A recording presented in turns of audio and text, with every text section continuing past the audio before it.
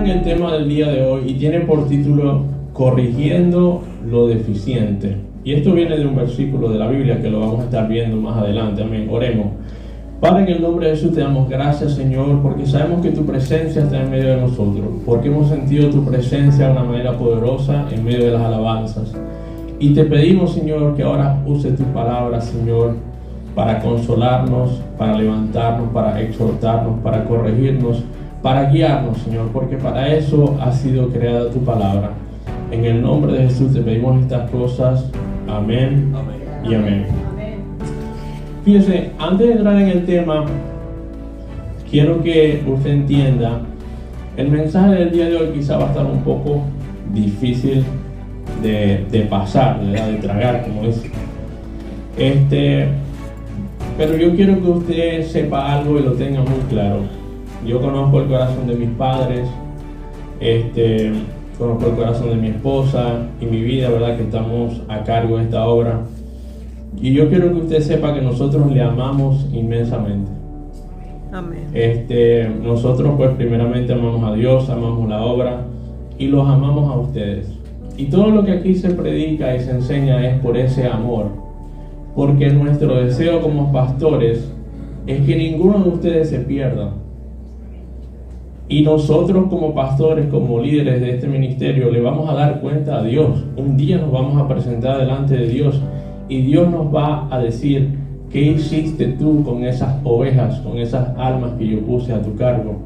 Y si nosotros no somos responsables o tenemos el denuedo suficiente, ¿verdad?, para predicar el evangelio de Dios, la sangre de ustedes va a estar sobre nosotros. Así que vamos a comenzar yendo al libro de Ezequiel capítulo 3.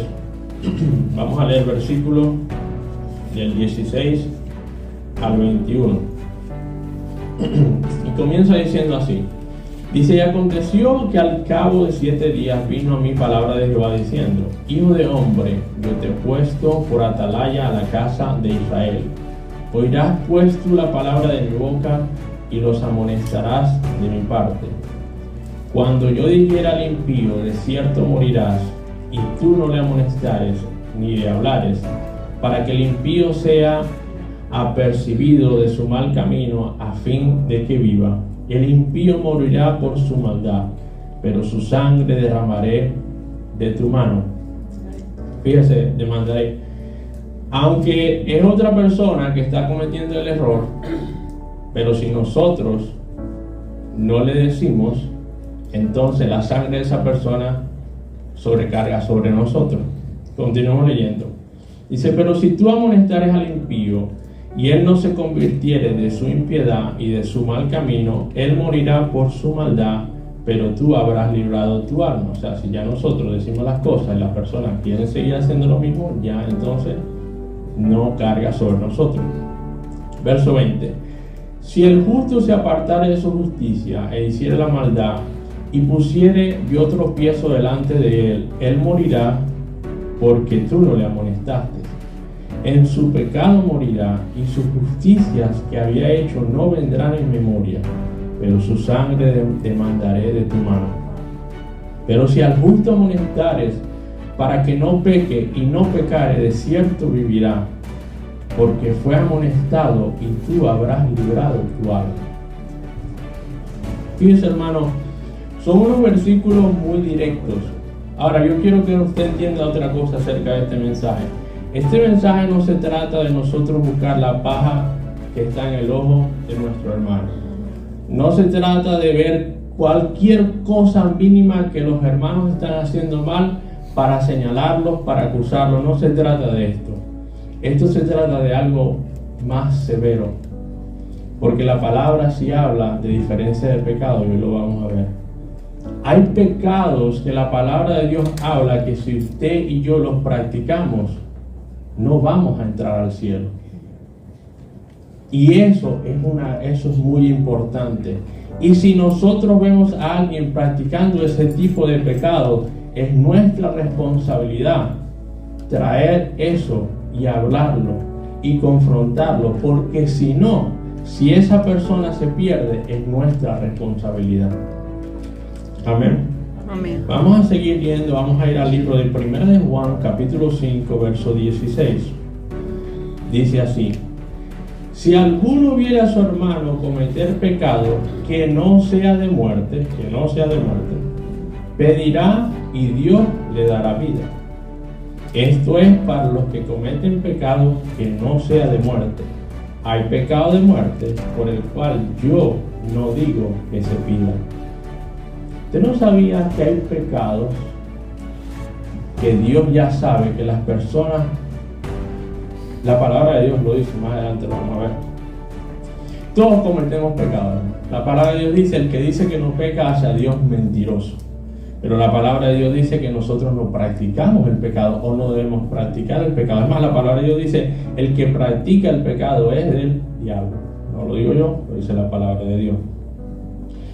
Entonces, nosotros venimos a los caminos de Dios, y cuando nosotros venimos a los caminos de Dios, nosotros venimos personas mundanas, personas drogadictas, alcohólicos, mujeriegos, en adulterio, en fornicación, en idolatría. Y Dios nos recibe, y la iglesia también debe recibir a esas personas. Pero el verdadero evangelio crea en las personas una transformación, una conversión, Amén. un cambio. Aleluya. El viejo hombre queda, ¿verdad?, enterrado, y nace un nuevo hombre conforme a la imagen de Cristo. Ese es el evangelio sano, puro, un evangelio de una sana doctrina. Y nosotros como iglesia debemos buscar la santidad, debemos buscar esa obediencia, ese amor a la santidad, ese aborrecer el pecado, el practicar el pecado, sobre todo esos pecados que llama la palabra de Dios de muerte. Porque si los practicamos, vuelvo y repito, que lo vamos a ver más adelante, no vamos a entrar en el reino de los cielos, hermano. Gálatas 5, verso del 19 al 21. Gálatas 5, y dice así la palabra de Dios: y manifiestas son las obras de la carne, que son adulterio, fornicación, inmundicia, lascivia, idolatría, hechicería, enemistades, pleitos, celos, iras, contiendas, disensiones, herejías, envidias, homicidios, borracheras, orgías y cosas semejantes a estas, acerca de las cuales os amonesto, como ya les he dicho antes, los que practican tales cosas no heredarán el reino de Dios. Fíjese, no heredarán el reino de Dios. Esta misma categoría o este mismo tipo de pecado lo habla en el libro de Apocalipsis, y dice la palabra de Dios que estas personas fueron lanzados al lago de fuego y azufre.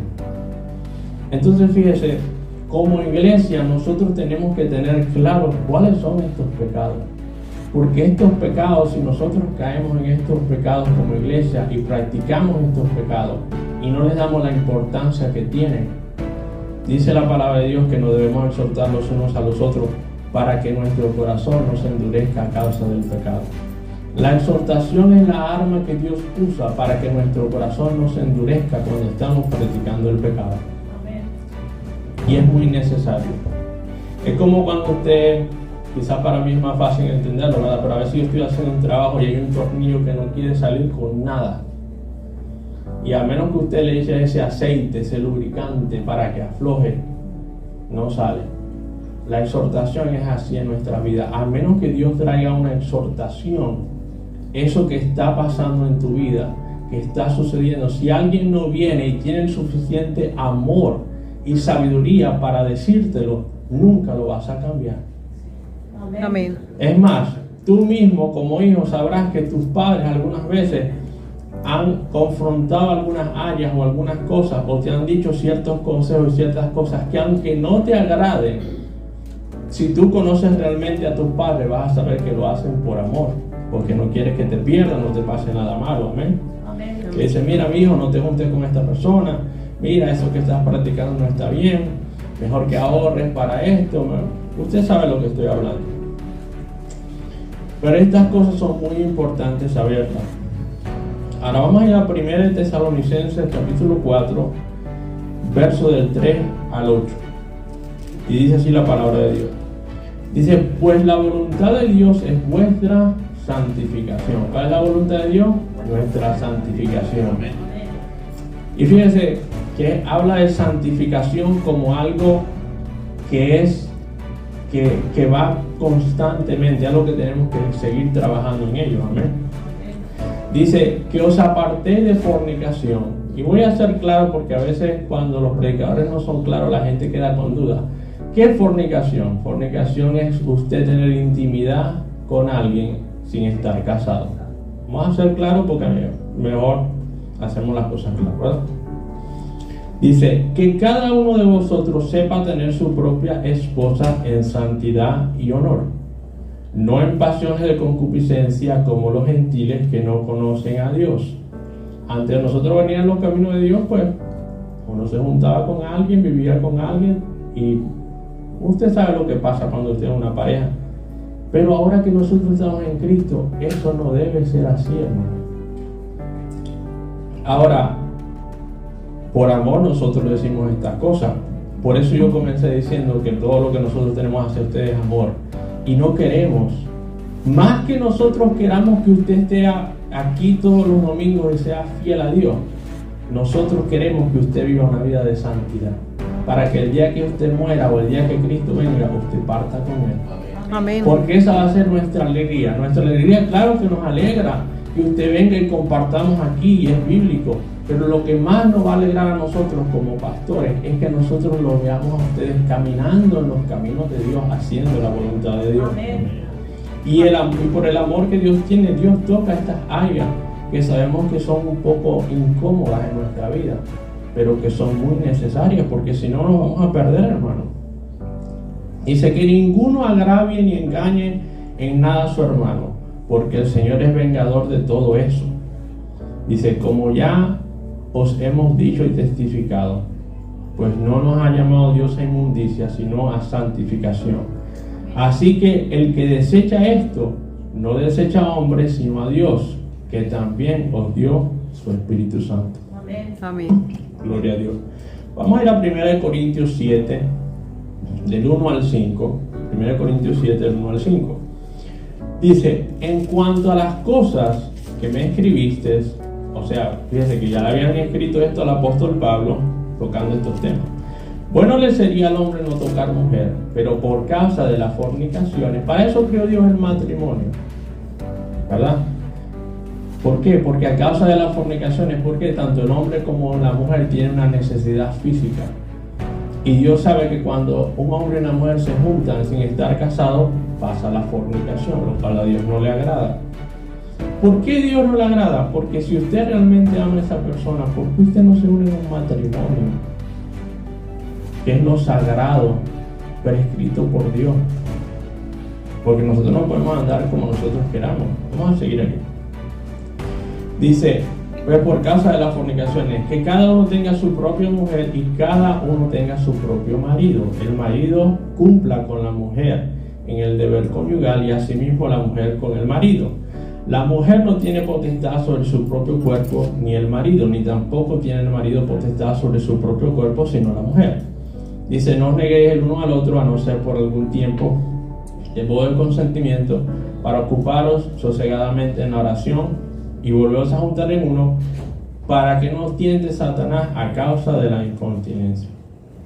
También habla verdad, ya eso es para las parejas, porque si pasan mucho tiempo sin estar en intimidad, van a ser tentados por el enemigo, porque sabemos que tanto el hombre como la mujer tienen una necesidad física. Amén. Vamos a ir a Éxodo 20:17. Y no me estoy tomando mucho tiempo en los versículos porque tengo muchísimos versículos y los quiero tocar todos. Éxodo 20:17 dice, no codiciarás la casa de tu prójimo, no codiciarás la mujer de tu prójimo, ni su siervo, ni su criada, ni su buey, ni su asno, ni cosa alguna de tu prójimo. Fíjese, un punto delicado también. Si usted es una persona casada o no casada, usted no puede desear el hombre o la mujer de alguien más, mi hermano. Eso es un pecado. Aún dice la palabra de Dios que si usted lo mira con sus ojos deseándolo, ya cometió adulterio en su corazón. Y estas cosas son importantes decirlas. Si usted ve una pareja que están casados, no se atreva. No deje que ese pensamiento baje a su corazón y usted envidie o desee ese hombre o esa mujer, porque eso es un pecado delante de Dios. Y mucho menos llegar a hacer el acto de cometer lo que se llama adulterio. Eso es adulterio. Adulterio es cuando usted tiene relaciones íntimas con alguien más, estando usted casado o estando esa persona casada. Vamos a ir a Malaquías capítulo 3. Como le dije, estas cosas no son fáciles de tocar, pero hay que tocarlas. Malaquías 3, empezando en el versículo 6. Dice así, porque yo soy Jehová, porque yo Jehová no cambio, por esto, hijos de Jacob, no habéis sido consumidos. Fíjense cómo Dios comienza, porque Dios es un Dios de misericordia. Pero si hay algo delicado dentro de la palabra de Dios, es que Dios no cambia. A Dios nadie lo puede cambiar. Entonces dice, mire, porque yo Jehová no cambio, por esto, hijos de Jacob, no habéis sido consumidos. Es como Dios les está diciendo, porque yo soy un Dios de misericordia y de gracia, ustedes todavía no han sido consumidos. Porque más adelante les va a tocar una área que ellos no estaban bien. Dice, desde los días de vuestros padres os habéis apartado de mis leyes y no las guardasteis. Volveos a mí y yo me volveré a vosotros, ha dicho Jehová de los ejércitos. Fíjense que esto es algo tan grande, ¿verdad? Porque por toda la introducción que Dios está hablando de estos versículos, me imagino que Dios va a hablar de la santidad, de la obediencia, y ya usted se va a dar cuenta de lo que Dios está hablando. Dice, volveos a mí, yo me volveré a vosotros, ha dicho Jehová de los ejércitos. Mas dijiste, ¿en qué hemos de volvernos? O sea, es una plática que está teniendo Dios con su pueblo. Entonces Dios viene y entra y le dice, ¿robará el hombre a Dios? Dice, mas dijiste, ¿robará el hombre a Dios? Dice, pues vosotros me habéis robado. Y dijiste, ¿en qué te hemos robado? En vuestros diezmos y ofrendas. Dice, maldito sois con maldición, porque vosotros, la nación toda, me habéis robado. Mire, esto es una plática entre Dios y su pueblo que no es fácil. Sabemos que el tema del dinero nadie lo quiere hablar, pero alguien lo tiene que hablar. Sabemos que en este país hay muchos biles, sabemos que hay muchas cosas, hermano, pero seamos sinceros. No gastamos en comprarle ropa a nuestros hijos, no gastamos en salir a comer con la familia, no gastamos si queremos algo nuevo para el carro, no gastamos si queremos hacer esto, no tratamos de hacer el esfuerzo para ahorrar dinero. ¿Cómo no más darle a Dios lo que es de Dios, mi hermano? ¿Cómo no te esfuerzas primero en eso? Y si somos inteligentes y sabios, sabemos que esta es la clave de la prosperidad como hijos de Dios. Si nosotros primero ponemos el empeño en darle a Dios lo que es de Dios. Yo di un testimonio aquí hace varias semanas, donde una vez mi familia, yo estaba viviendo con mis padres, teníamos una situación económica difícil, mi mamá estaba sin trabajo, mi cuñado pienso que estaba sin trabajo también, y a mí me tocaba la parte que yo tenía para la renta, no me alcanzaba, y yo decidí darle a Dios el diezmo, aunque sabía que estaba descompletando la renta. Pero unos días después, cuando me tocaba mi pago, mi jefe me dio el doble del pago. Yo hasta lo quise corroborar con él. Le dije, mira, David, me diste de más. Y dije, no, yo te lo quise dar de más. Hermano, cuando usted decide hacer la voluntad de Dios, Dios hace lo imposible posible. Pero nosotros tenemos que confiar. Entonces dice el versículo 10, traed todos los diezmos a la alfolía y alimento en mi casa y probadme ahora en esto, dice Jehová de los ejércitos. Si no, os abriré las ventanas de los cielos y derramaré sobre vosotros bendición hasta que sobreabunde. Y reprenderé también por vosotros al devorador, y no os destruirá el fruto de la tierra, ni vuestra vida en el campo será estéril, dice Jehová de los ejércitos. Y todas las naciones os dirán bienaventurados, porque seréis tierra deseable, dice Jehová de los ejércitos. Entonces fíjese, cuando Dios confronta a su pueblo de que su pueblo estaba alejado de Él, que su pueblo no estaba guardando sus mandamientos, era porque no estaban bien en esta área. Ahora, usted sabrá más que yo si usted está bien en esa área. Eso queda entre usted y Dios. Acuérdese, nuestro trabajo nada más es decir, si usted lo hace o no, ya yo libré mi alma, o nosotros libramos nuestra alma como ministerio. Pero hay que decirlo, porque es la verdad. Porque al fin y al cabo, nosotros ¿qué queremos para ustedes? Que les vaya bien. Lo que pasa es que sabemos que existe un enemigo, sabemos que existe el miedo, el temor, la ansiedad, los afanes, todas esas cosas que los atacan a ustedes, y por eso es que es bueno venir a la iglesia, para que nosotros aprendamos a hacer la voluntad de Dios y sepamos que es con fe, poniendo a Dios primero y haciendo su voluntad, que las bendiciones van a fluir. Amén. Amén. Vamos a ir a 1 Corintios capítulo 5, versículo 12. Miren Dios. 1 Corintios capítulo 5, empezando en el versículo 1. Vamos a empezar en el versículo 1. Dice: de cierto se oye que hay entre vosotros fornicación, y tal fornicación cual ni aún se nombra entre los gentiles, tanto que alguno tiene la mujer de su padre. Fíjese, esto es dentro de la iglesia. Si usted estudia bien la palabra de Dios, usted se asombra las cosas que se ven dentro de la iglesia, que se vieron y que todavía se ven. O sea, esta persona estaba con la mujer de su padre. Una aberración muy grande, ¿verdad? Dentro de la iglesia. Dice, tanto que alguno tiene la mujer de su padre. Dice, y vosotros estáis envanecidos. ¿No deberías más bien haberos lamentado para que fuese quitado de en medio de vosotros el que cometió tal acción? Fíjense, hermano, la iglesia a veces está llamada a tomar decisiones difíciles, y un pecado de esta magnitud dentro de la iglesia, Pablo estaba diciendo, ustedes tienen que tratar con esto. Y Pablo no estaba ahí, les estaba escribiendo por carta. Sigue diciendo, ciertamente yo como ausente en cuerpo, pero presente en espíritu, ya como presente he juzgado al que tal cosa ha hecho. Fíjese, le voy a decir algo, teniendo la experiencia de los años del ministerio que mi esposo y yo tuvimos en Oklahoma, conociendo la palabra de Dios, dentro de la iglesia se ven muchas cosas, y por lo menos yo, por la palabra de Dios, hay que confrontar las cosas, hay que saber confrontar las cosas, con sabiduría, con mansedumbre. Pero cuando hay pecados que entre una persona y otra, cometiendo adulterio y fornicación, y usted viene y alaba aquí a Dios como si nada, mi hermano, tenga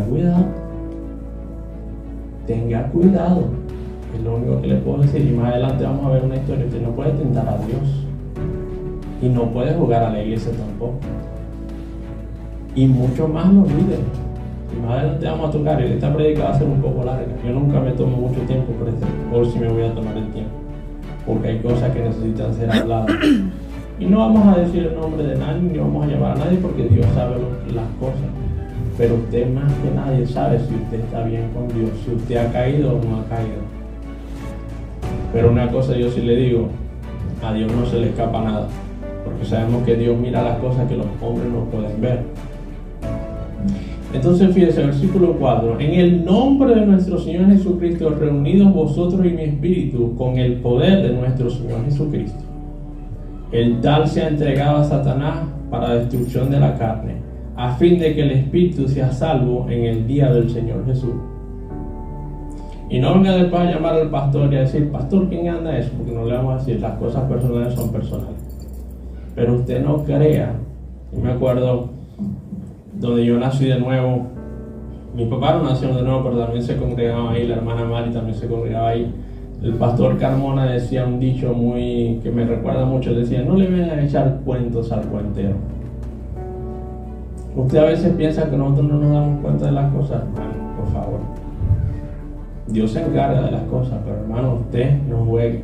No juegue, porque ¿quién dice la palabra de Dios juega o se mete en el fuego y no se va a quemar? Imposible. Vamos ahí, versículo 6. Dice: no es buena vuestra jactancia. ¿No sabéis que un poco de levadura leuda toda la masa? Y fíjese, usted le va a quedar claro si lo que yo estoy haciendo aquí o estas correcciones son bíblicas o no son bíblicas. Dice: no es buena vuestra jactancia. ¿No sabéis que un poco de levadura leuda toda la masa? Limpiad pues de la vieja levadura, para que seáis nueva masa, sin levadura como sois. Porque nuestra Pascua, que es Cristo, ya fue sacrificada por nosotros. Así que celebremos la fiesta no con la vieja levadura, ni con la levadura de malicia, de maldad, sino con panes sin levadura de sinceridad y verdad. Dice: os escribo por carta. Dice que no os juntéis. Fíjense lo que dice aquí, hermano. Es difícil. Que no os juntéis con los fornicarios, no absolutamente con los fornicarios de este mundo, o con los avaros, o con los ladrones, o con los idólatras, pues en tal caso sería necesario salir de este mundo. ¿Qué está diciendo la palabra de Dios? Es imposible que no nos juntemos, porque si tú vas al trabajo, vas a hacer un trabajo, vas al supermercado, ahí van gente del mundo que andan en estas cosas. Pero después sigue diciendo: más bien os escribo que no os juntéis con ninguno llamándose hermano y fuere fornicario, o avaro, o idólatra, o maledicente, o borracho, o ladrón. Con el daño aún comáis. Porque ¿qué razón tendrá? Dice: porque ¿qué razón tendría yo para juzgar a los de afuera? Dice: ¿no juzgáis vosotros a los que están adentro? Hermano, es nuestro trabajo como iglesia llamar la atención a estas cosas. Es nuestro trabajo como iglesia, no la gente del mundo. La gente del mundo sabemos que va a venir aquí con el mundo, ¿verdad? La gente del mundo va a estar en su vida que vive en pecado. Pero dentro de la iglesia, eso aquí se tiene que tratar. Dentro de la iglesia, eso aquí no se puede permitir. Hermano, esto es un altar sagrado. El lugar donde usted está es un lugar santo. Qué falta de respeto que usted esté haciendo cosas de esas. Hermano, mire, nosotros somos una iglesia y como iglesia estamos llamados a la unidad, al amor, a compartir. A todas las cosas son bíblicas.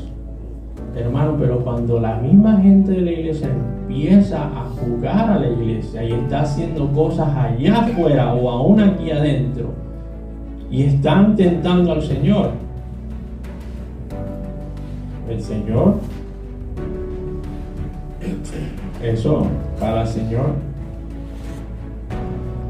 Buscar un versículo bíblico aquí que lo había dejado para último, pero lo voy a leer ahora, no sé si lo puedo. Vamos a ir a Hechos capítulo 1. Hechos 5, del 1 al 11.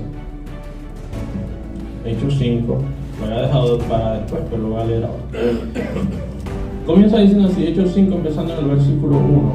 Dice: pero cierto hombre llamado Ananías, con Zafira su mujer, vendió una heredad. Y le voy a dar un poco de contexto antes de llegar aquí. Estos eran los primeros días o los primeros tiempos de la iglesia de Jesucristo. Y la palabra de Dios decía que nadie tenía necesidad de nada, porque ellos mismos, los hermanos, vendían las cosas, dice, y traían el dinero a los apóstoles y se saciaban las necesidades de cada uno. Más o menos eso es lo que decía la palabra de Dios. Y después entonces, estas personas que también venían a la iglesia decidieron hacer esto. Dice: pero cierto hombre llamado Ananías, con Zafira su mujer, vendió una heredad y sustrajo del precio, sabiéndolo también su mujer. O sea, como decir, nosotros vendimos este terreno por $50,000, pero vamos a llevar el dinero a la iglesia para que luzcamos bien y decimos que lo vendimos por $30,000.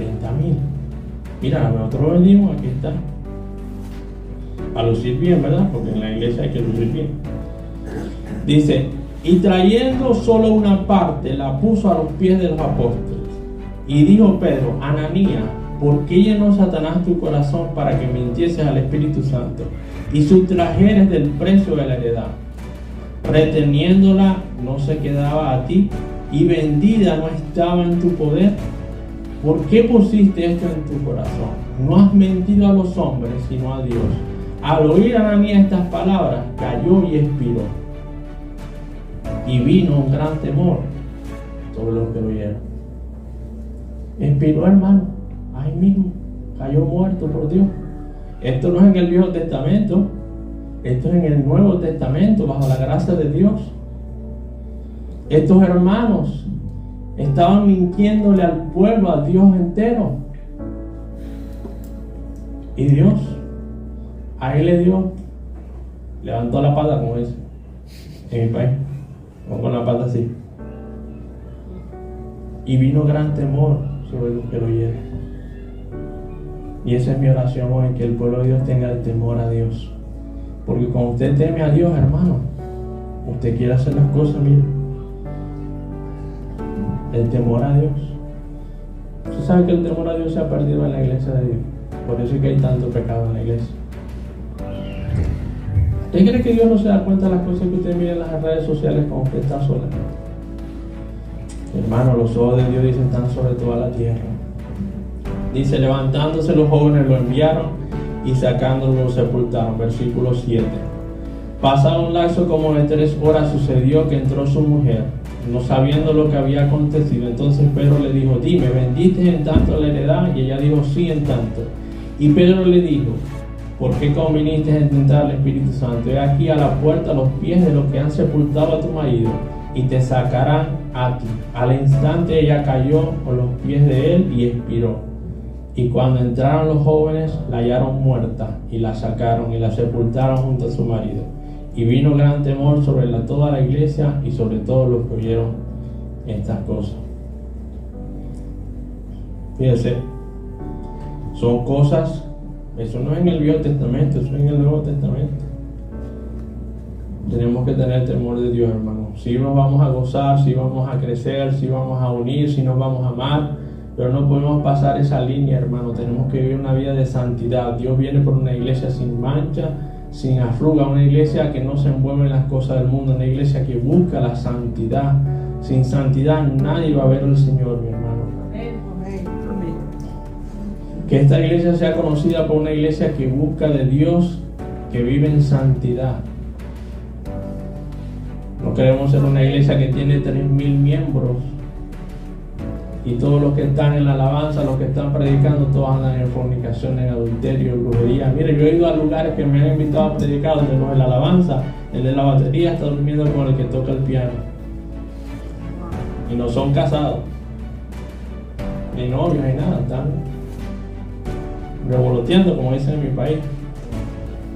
Mi hermano, se ha perdido el temor a Dios en la hora de Dios. 1 Corintios 11, del 27 al 32. 1 Corintios 11 dice así: de manera que cualquiera que comiere este pan, está hablando de la Santa Cena, o bebiere esta copa del Señor indignamente, será culpado del cuerpo y de la sangre del Señor.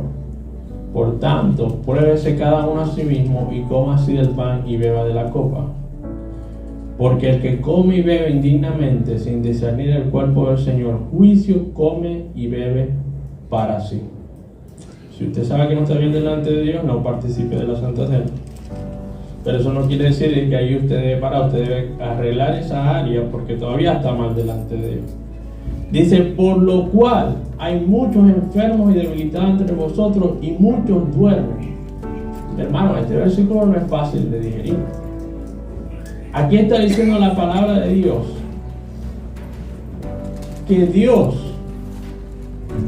tiene dentro de su iglesia mucha gente enferma y la ha matado, como le pasa a Ananías y Zafira, por vivir en pecado. El Dios de la gracia, el Dios de la misericordia, el Dios del Nuevo Testamento, el Dios que quiere que vayas al cielo, el Dios que murió en la cruz por ti. Porque a veces lo que pasa en la iglesia es que se ha perdido ese temor. Se ha perdido. Y fíjense lo que dice aquí, después de esos versículos, ¿verdad? Dice, hay muchos enfermos y debilitados en vosotros y muchos duermen. En el 31 dice, si pues nos examinamos a nosotros mismos, no seríamos juzgados. Mas siendo juzgados, somos castigados por el Señor, para que no seamos condenados con el mundo. O sea que Dios prefiere castigarnos como sus hijos, para que no seamos condenados. Porque el que va a ser condenado, dice la palabra de Dios, perecerá. Dios prefiere confrontar nuestra vida, juzgarnos, castigarnos, para que nosotros enderecemos nuestra vida y no vayamos a condenación, porque el que va a condenación va a terminar en el infierno. Mira, hay predicadores que le dan miedo de decir que la gente va a ir al infierno. Hermano, yo prefiero saber qué es lo que me va a llevar al infierno para no hacerlo. A mí no me, como dicen los americanos, don't water down el evangelio, no le eches agua. Yo me acuerdo que cuando yo vengo de una familia muy grande y siempre en la casa de mi abuela, cuando había una reunión, había por lo menos 50 personas, porque eran, no sé, 8 o 9 hijos, 20 y tantos nietos, bisnietos, era mucha la gente. Y cuando se hacían esas sopas, yo me acuerdo, lo que llegaban de último era agua con sal, porque eso le empezaban a poner agua y le empezaban a poner sal, porque tenía que rendir. Pero ya no era una sopa fuerte, era un aguado, dice en mi país. Yo prefiero que me digan, mira, esto te va a llevar al infierno, apártate de eso. Bueno, mejor, yo lo hago, me aparto de ello. La palabra dice, huir de la fornicación. Esa es la palabra de Dios.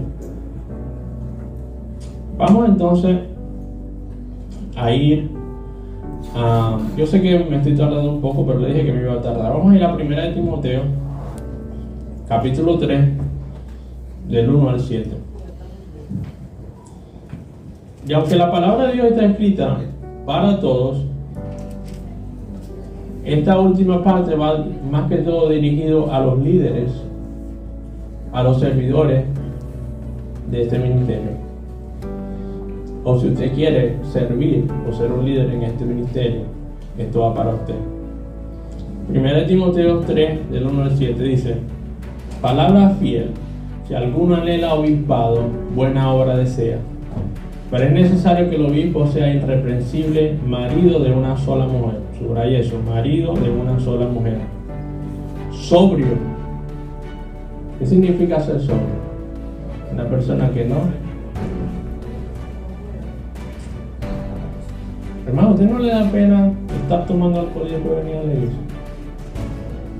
Quiero decir las cosas como son. No le da pena. Prudente, decoroso, hospedador, apto para enseñar.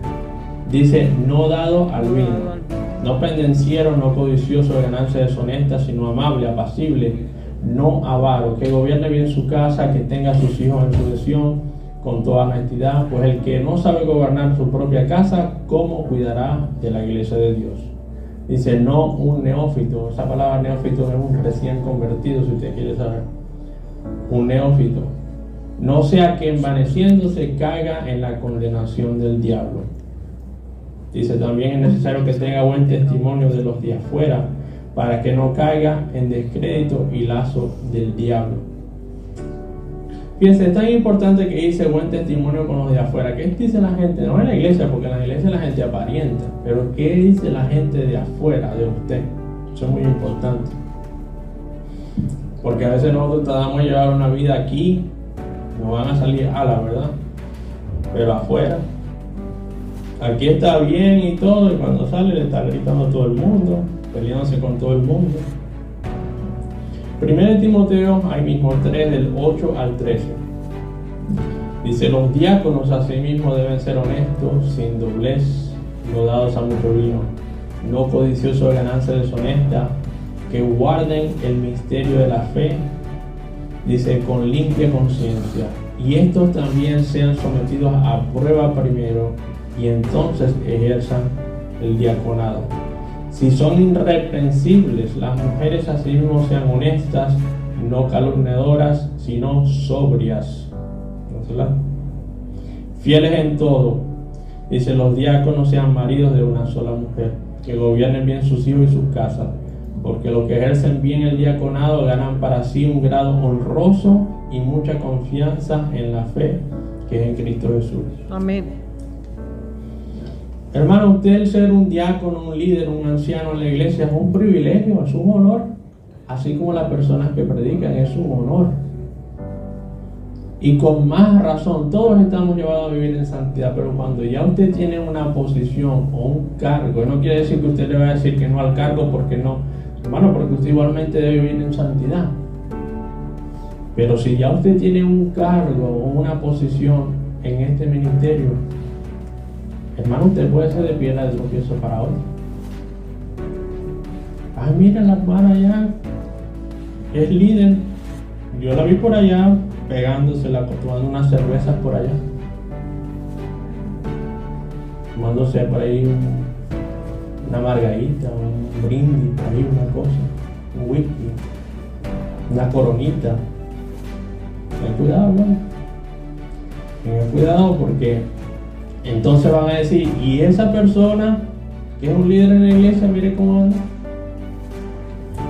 No puede ser así. Dice, vamos a ver, yo pienso que me perdí. ¿Por qué versículo iba? El 13. El 3. Ok, vamos a ir a Tito capítulo 1. Ya estoy terminando. Tito capítulo 1, empezando en el versículo 5. Dice, por esta causa te dejé en Creta para que corrigieres lo deficiente. De ahí es donde viene el título del mensaje. Y establecieses ancianos en cada ciudad, así como te mandé, el que fuese irreprensible, marido de una sola mujer, y que tenga hijos creyentes, que no estén acusados de disolución ni de rebeldía, porque es necesario que el obispo sea irreprensible como administrador de Dios, no soberbio, no iracundo, o sea, una persona que no tiene conocimiento de la palabra de Dios, no dado al vino, no pendenciero, no codicioso de ganancia deshonesta, sino hospedador, amante de lo bueno, sobrio, justo, santo, dueño de sí mismo, retenedor, esto es muy importante, retenedor de la palabra, fiel, tal y como ha sido enseñada, para que también pueda exhortar con sana enseñanza y convencer a los que contradicen. Porque hay muchos contumaces, habladores de vanidades y engañadores, mayormente de la circuncisión, a los cuales es preciso tapar la boca, que trastornan las casas enteras, enseñando por ganancia deshonesta lo que no conviene. Uno de ellos, su propio profeta, dijo: los cretenses siempre mentirosos, malas bestias, glotones, ociosos. Dice, este testimonio es verdadero. Por tanto, repréndeles duramente para que sean sanos en la fe, no atendiendo a fábulas judaicas ni a mandamientos de hombres que se apartan de la verdad. Amén. Fíjense, entonces, las personas que están en liderazgo necesitan aún más cuidar sus vidas y su santidad. ¿Por qué? Porque ya entonces viene el diablo. Nosotros no acusamos a nadie, nuestro deber no es acusar a nadie, pero la palabra de Dios dice que el diablo es acusador. Y el diablo entonces usa el mal testimonio para decir, bueno, mire, esa persona, y yo la he visto abriendo el servicio, yo la he visto sirviendo, yo la he visto enseñando, yo la he visto haciendo aquello. Entonces, con más razón, nosotros nos tenemos que cuidar. Pero si yo quiero que usted se lleve algo del mensaje del día de hoy, es lo siguiente: que nosotros le amamos, y le amamos lo suficiente para confrontar o para tocar estas áreas delicadas en su vida, y que Dios le ama lo suficiente también para tocar estas áreas difíciles en su vida, y que usted por nada, hermano, por nada practique esos pecados, porque esos pecados de muerte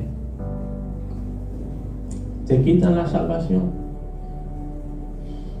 Fíjese, una vez a un pastor le preguntaron y le dijeron: pastor, la salvación se pierde. ¿Usted qué piensa, hermano? ¿Usted qué piensa? Porque yo le voy a decir que en las redes sociales usted va a encontrar pastores que le van a decir que usted no necesita congregarse. Usted va a encontrar pastores que le va a decir que usted no necesita diezmar. Usted va a encontrar pastores que le van a decir que nadie lo puede juzgar, que nadie lo puede exhortar, que nadie lo puede confrontar. Pero todas esas cosas son antibíblicas. Y dice el apóstol Pedro, dice que hay algunas epístolas del apóstol Pablo que son difíciles de entender, los cuales indoctos, o sea, la gente que no tiene suficiente conocimiento, las tuerce para sus propias conveniencias. Ahora, fíjese algo. Nosotros queremos lo mejor para usted. Nosotros a nadie le cerramos las puertas de la iglesia. A nadie le estamos diciendo que nosotros odiamos de la manera que usted está. A nadie le estamos diciendo que usted se tiene que ir de la iglesia. A nadie le estamos diciendo que nosotros no aceptamos. Nosotros estamos proclamando la palabra de Dios. Que hay áreas que usted necesita cambiar y usted las sabe más que yo o que nosotros, usted lo sabrá. Y si usted necesita la ayuda o la guianza bíblica, venga donde mis papás, ellos son los pastores principales, y ellos con todo amor y con todo gusto lo van a ayudar con todas las herramientas y la guianza de la palabra de Dios para que usted repare esa área, para que usted arregle esa área, para que usted sea restaurado, para que usted sea levantado. Pero es necesario que antes que la iglesia crezca y venga esa prosperidad y esa unción mayor y ese crecimiento mayor, los que estamos aquí seamos sanados, seamos reparados, arreglemos nuestras áreas, hermanos. ¿Cuántos ministerios nos han cerrado ya que es tan grande porque el pastor llevaba tantos años en pornografía, tantos años siendo infiel a su esposa y cayó y se cerró la iglesia? Mejor que arreglemos lo que se necesita arreglar ahora, para que estando afirmados en la piedra que es Cristo Jesús, podamos crecer, podamos avanzar. Y lo más importante aún, que si Cristo viene o tú partes con el Señor, tú puedes descansar en Dios sabiendo de que te vas a ir con Él. Amén.